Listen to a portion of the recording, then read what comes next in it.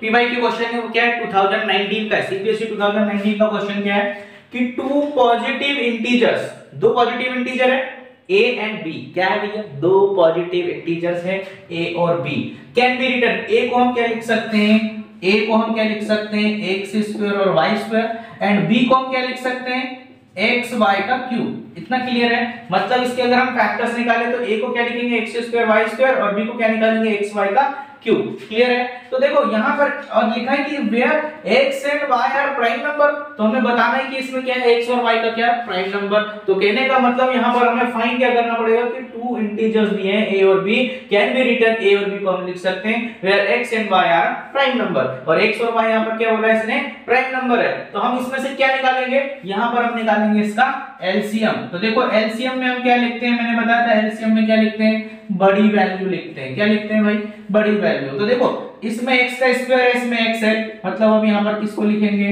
x का square लिखेंगे। इन दोनों में देखो x और x को कंपेयर करेंगे, इन दोनों में ग्रेटर पावर क्या है हमारे पास, 2 है, तो यहाँ 2 लिखेंगे। y में देखो इन दोनों में ग्रेटर पावर किसकी है, y का क्यूब, बस यही आंसर है।